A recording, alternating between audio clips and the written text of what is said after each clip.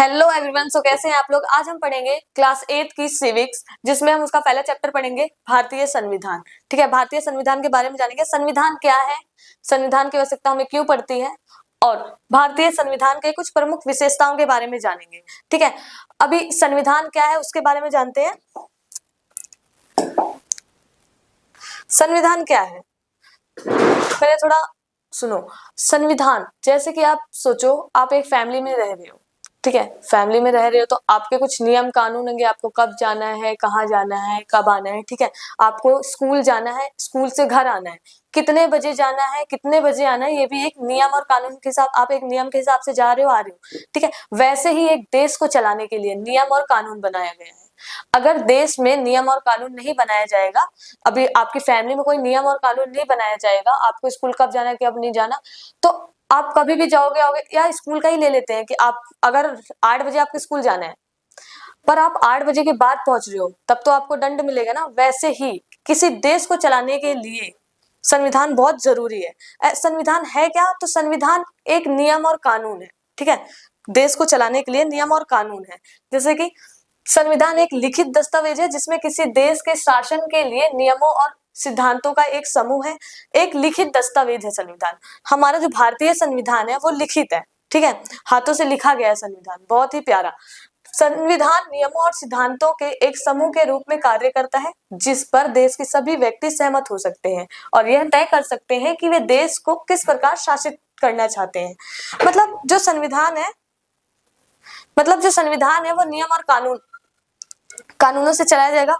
और ये क्यों चलाया जाता है, आपकी सुरक्षा के लिए। ठीक है, आपको 9 बजे से पहले घर आना है, अंधेरा हो जाता है ज्यादा, या फिर बहुत गंदा व्यवहार हो सकता है आपके साथ बाहर, तो इसलिए आपको 9 बजे से पहले घर आना है, ऐसा वाला कुछ ले सकते हैं। और देखेंगे इसमें सरकार का प्रकार और कुछ शर्तों पर सहमति भी शामिल है, जिनके बारे में उनका मानना है कि देश को उनका पालन करना चाहिए।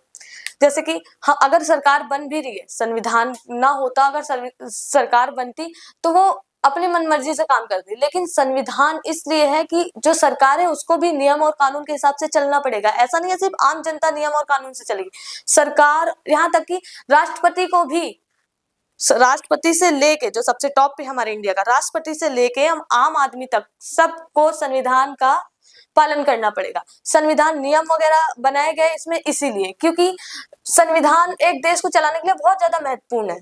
ठीक है, और देखते हैं किसी देश को संविधान की आवश्यकता क्यों पड़ती है।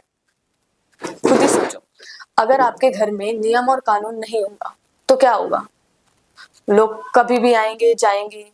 ठीक है, आपका जब जो मन करेगा वो करोगे। वैसे ही एक देश में अगर संविधान नहीं होगा तो कोई भी किसी को भी मारेगा। ठीक है, कुछ भी हो सकता है। जब संविधान ही नहीं होगा तो कोई कुछ भी करेगा देश में। ठीक है, यहाँ तक कि सरकार भी अपने मनमर्जी काम करेगी।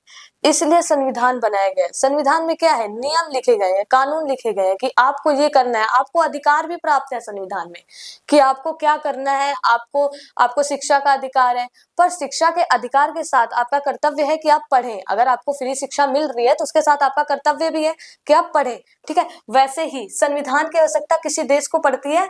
एक देश को चलाने के लिए संविधान की आवश्यकता बहुत जरूरी है, बहुत ज्यादा जरूरी है। एक देश को चलाने के लिए संविधान एक आवश्यक दस्तावेज है जो किसी देश के कामकाज या का मार्गदर्शन करता है और एक न्यायपूर्ण और लोकतांत्रिक समाज के निर्माण में मदद करता है।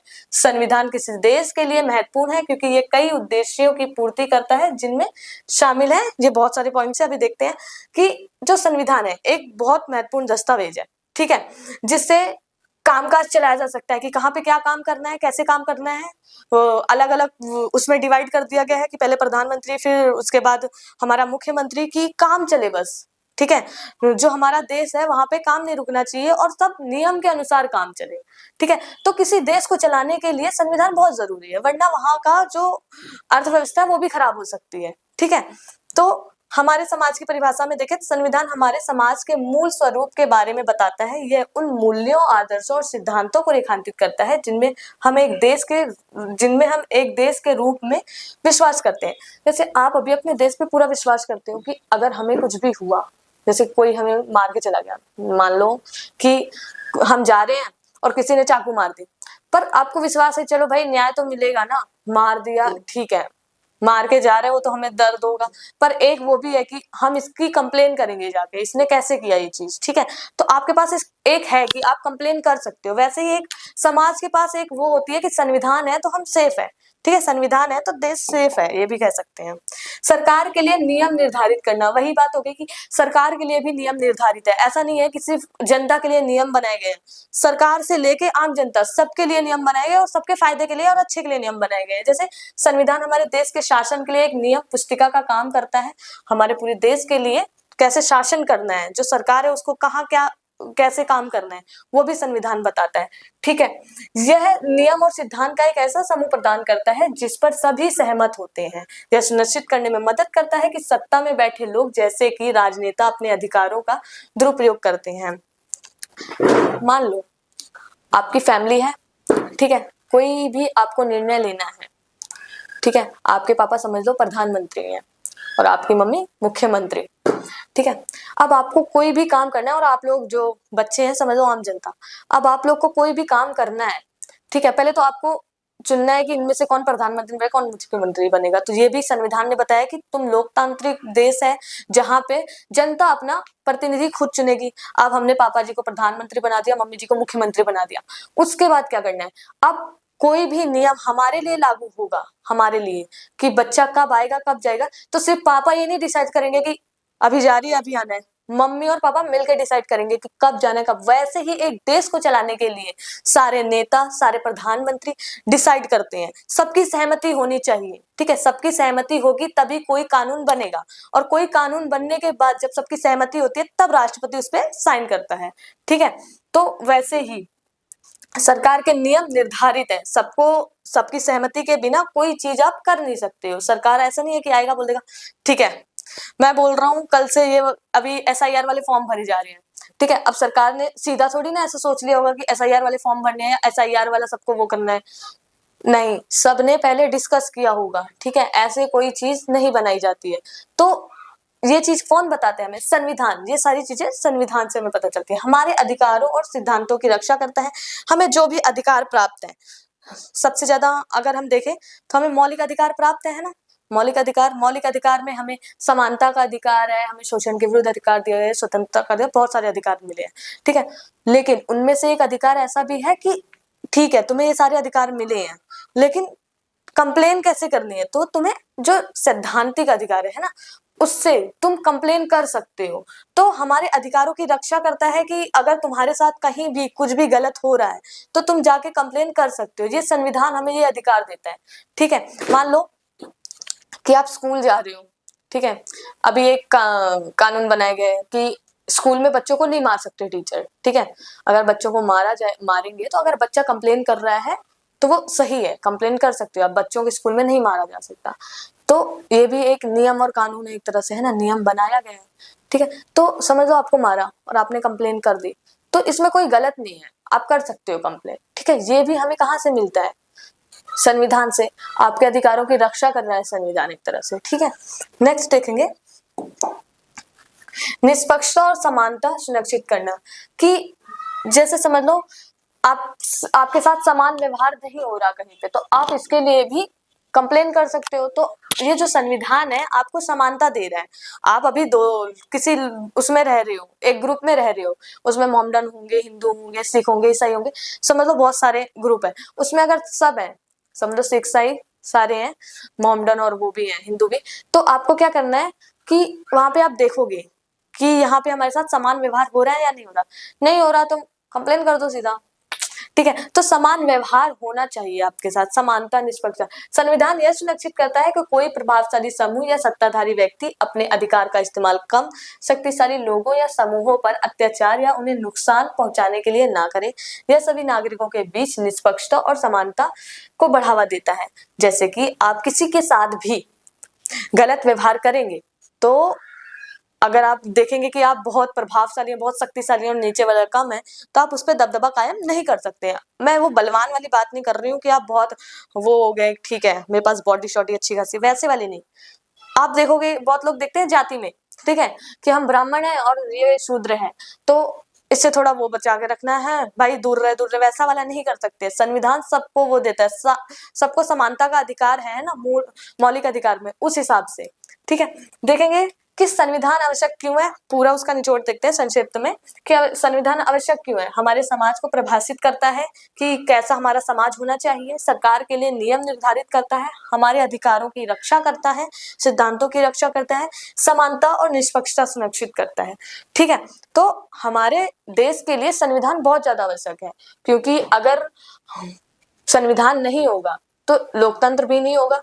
ठीक है, अगर लोकतंत्र नहीं होगा तो आप राजा कैसे, अपना प्रधानमंत्री कैसे चुनेंगे, और प्रधानमंत्री नहीं चुनेंगे तो आपका देश कैसे चलेगा। तो संविधान होना बहुत जरूरी है। अगर मान लो आपके पास एक राजा है, प्रधानमंत्री नहीं राजा है, पर उस टाइम पे आपको भी संविधान की जरूरत पड़ेगी कि आपको देश कैसे चलाना है। अभी राजा अपनी मनमर्जी करेगा तो फिर तो तानाशाह हो गया ना, फिर तो संविधान की जरूरत ही नहीं है। तो वैसे भारतीय संविधान की विशेषता। ठीक है, क्वेश्चन आया होगा आप लोग के मन में भी कि संविधान तो है पर यार बनाया किसने, इतना सारा लिखा किसने, किसी एक बंदे ने क्या?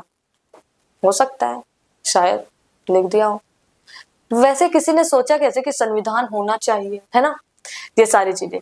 तो देखो 1946 में संविधान की मांग की गई कि हमारे देश में संविधान होना चाहिए, और 1949 में संविधान बनके तैयार हो गया। ठीक है, संविधान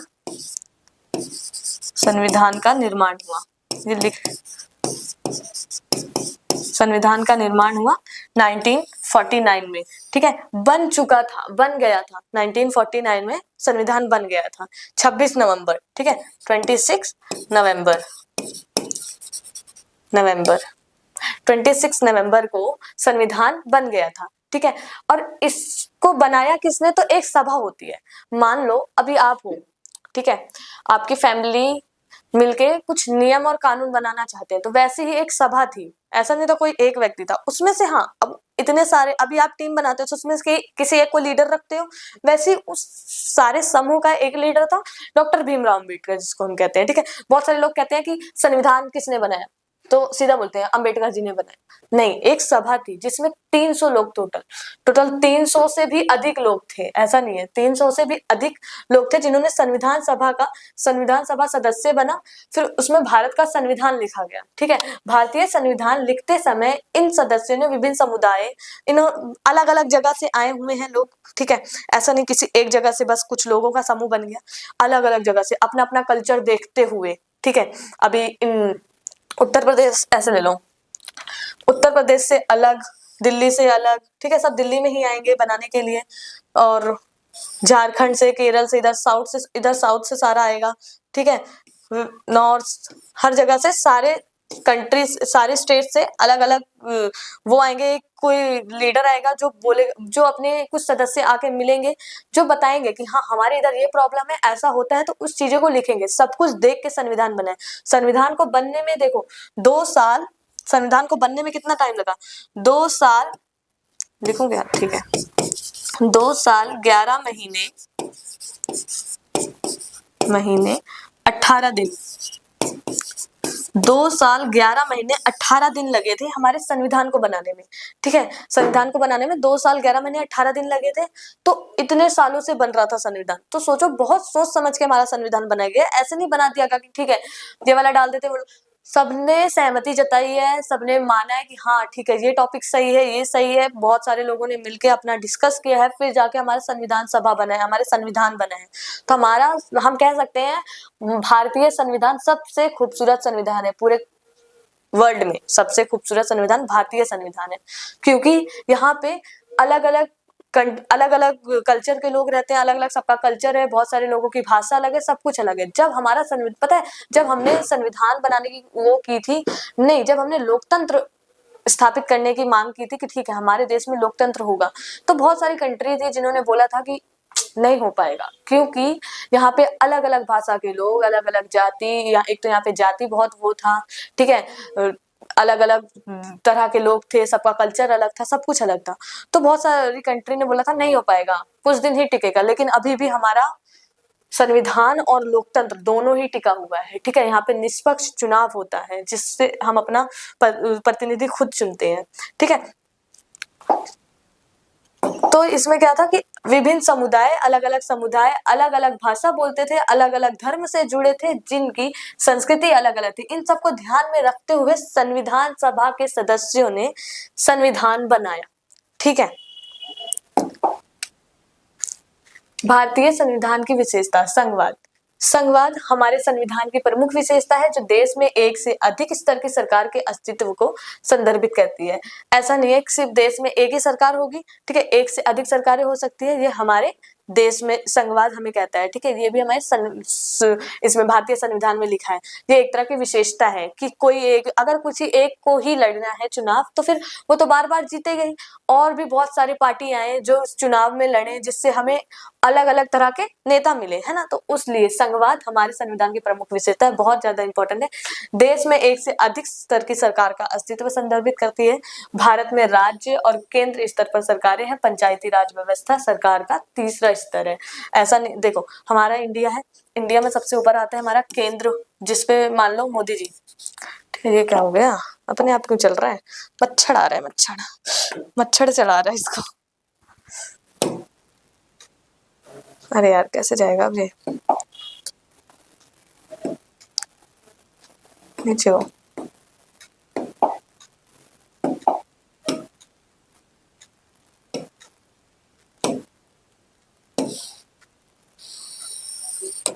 पीछे कर देते हैं, नहीं हो रहा तो अब हुआ। देखो केंद्र में, ठीक है, केंद्र में मानेंगे, केंद्र में हम मानेंगे, हमारे पास सबसे पहले आते हैं, मान लो मोदी जी है, जो हम हमारे प्रेजेंट में प्रधानमंत्री है। ठीक है, तो वो क्या हो गए, वो केंद्र में आएंगे। ठीक है, फिर दूसरे जो राज्य स्तर पे होती हैं, राज्य स्तर पे जैसे कि अगर दिल्ली का लेंगे तो रेखा गुप्ता, ठीक है।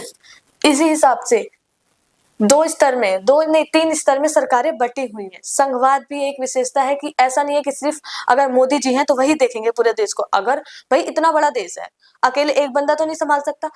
उन्होंने अपने पार्टी के, उन्होंने, अब मोदी जी जीते हैं केंद्र में, अब उसके बाद उन्होंने अलग अलग उसमें बांट रखा है, संविधान ने बांट रखा है कि ठीक है राज्य में अलग, फिर राज्य के अंदर भी अलग अलग, उसमें अलग अलग स्थान पे अलग अलग सरकारें होंगी। ठीक है, अर्थात भारत में प्रत्येक राज्य को कुछ मुद्दों पर शक्तियों का प्रयोग करने में स्वायत्तता प्राप्त है, फिर भी राष्ट्रीय चिंता के विषय के रूप में केंद्र सरकार के कानूनों का पालन करने के लिए बाध्य है। संविधान में राज्य और राज्य स्तर पर सरकार की शक्तियों के क्षेत्राधिकार को स्पष्ट रूप से परिभाषित किया गया है।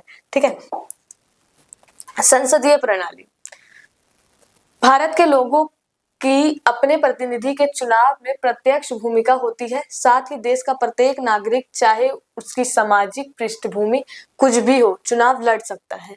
संसदीय प्रणाली ये कहती है कि कोई भी व्यक्ति चुनाव लड़ सकता है।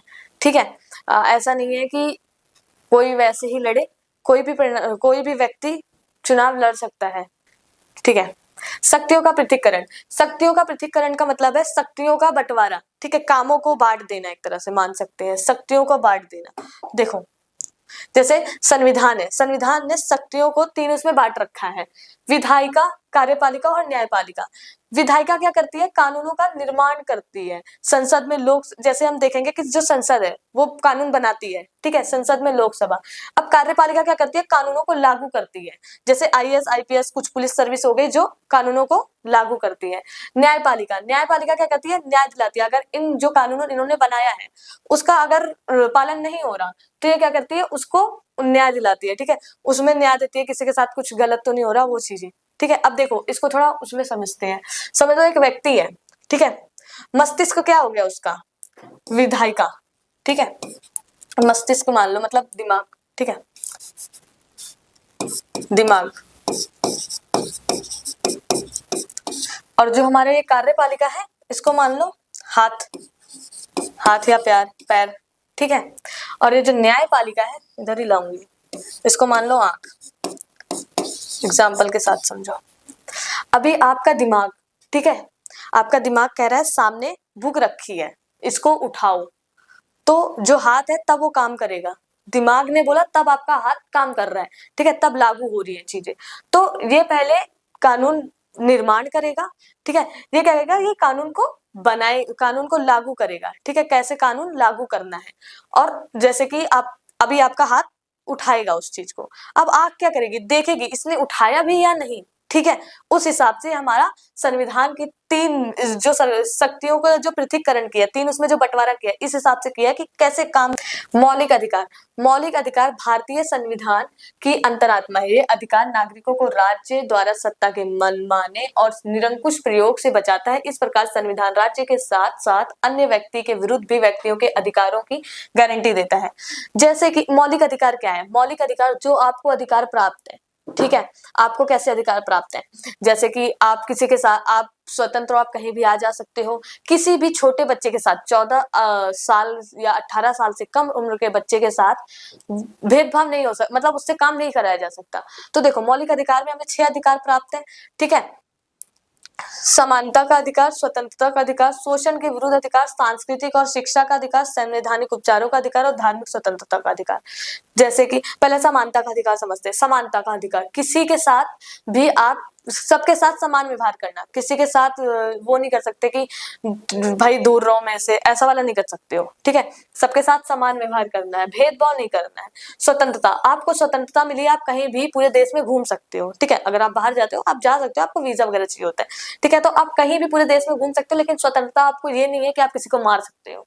अगर आप किसी को मारोगे तो कानून बना हुआ है, ठीक है, आप भी मारे जाओगे आप जेल जाओगे। शोषण के विरुद्ध अधिकार, किसी के साथ शोषण ना करना, जैसे कोई छोटा बच्चा है उसके साथ उसको जबरदस्ती जबरन मजदूरी कराई जा रही है, तो वो एक गलत काम हो जाएगा, ठीक है। किसी के साथ वो ना करना, शोषण ना करना। धार्मिक स्वतंत्रता का अधिकार, धर्म के आधार पे आपको स्वतंत्रता है कि आप अपने धर्म का प्रचार प्रसार कर सकते हैं, आप अपने धर्म को, अपने रिलीजन को कहीं भी आप बना सकते हैं। मस्जिद बनी हुई है, मंदिर बना हुआ है, सिखों का अपना गुरुद्वारा, सब कुछ बना हुआ है, उस हिसाब से, ठीक है, आप अपने धर्म का प्रचार प्रसार कर सकते हैं, ठीक है। सांस्कृतिक और शिक्षा का अधिकार, अब अपने संस्कृति के साथ साथ आप शिक्षा का भी अधिकार आपको प्राप्त है कि हर एक बच्चे को शिक्षा का अधिकार है। को ऐसा नहीं, जैसे कि अभी आप शिक्षा का अधिकार है आपको, अभी आप जा रहे हो स्कूल, ठीक है, आपको शिक्षा का अधिकार फ्री, मुफ्त है, दिल्ली में तो फ्री है ना शिक्षा, हर जगह फ्री है। तो आप अगर आपको शिक्षा मिल रही है तो आपका कर्तव्य है, ऐसा नहीं है, मौलिक अधिकार के साथ साथ आपको मौलिक कर्तव्य भी मिले हैं। कर्तव्य जैसे कि आपको शिक्षा दी गई है तो आपको, आपका कर्तव्य है कि आप उसको पढ़ें, ठीक है। वैसा संवैधानिक उपचारों का अधिकार, इसका मतलब ये है कि जो भी ये 5 अधिकार दिए गए हैं, इन सब का अगर पालन नहीं हो रहा तो आप कोर्ट जा सकते हो, ठीक है, आप कोर्ट जा सकते हो, आप कंप्लेन कर सकते हो, ठीक है, उसके लिए आपको न्याय मिलेगा। धर्मनिरपेक्षता, अब धर्मनिरपेक्षता क्या है, धर्मनिरपेक्षता है, धर्मनिरपेक्षता का मतलब है किसी देश में, मान लो कि आप एक व्यक्ति हो, ठीक है, आप अलग धर्म के हो, सामने वाला दूसरे धर्म का है, आप ये सरकार से वो नहीं कर सकते कि सरकार मेरी तरफदारी करेगा। सरकार या राज्य किसी भी धर्म की तरफदारी नहीं कर सकता, वो एक वैसा है कि ठीक है, सब उसके लिए समान है, ठीक है, सब उस सरकार के लिए सब समान है। धर्मनिरपेक्षता का मतलब है देश का अपना कोई धर्म नहीं होता, सरकार सभी धर्मों के साथ समान व्यवहार करते हैं। जैसे कि आप देख सकते हैं यहाँ पे बहुत सारे अलग अलग धर्म के लोग हैं। किस धर्मनिरपेक्षता यही बताता है, धर्मनिरपेक्षता मतलब जहां पे सरकार सबके साथ समान व्यवहार करे। अगर सरकार धर्म के आधार पे चीजें करने लगेगी तो फिर तो क्या फायदा होगा, है ना। तो धर्म के आधार पे सरकार की नजर में सब बराबर है, धर्म के आधार पे भेदभाव नहीं कर सकती सरकार, ठीक है। आगे देखते हैं। आज के लिए इतना ही, धन्यवाद, थैंक यू, बाय बाय।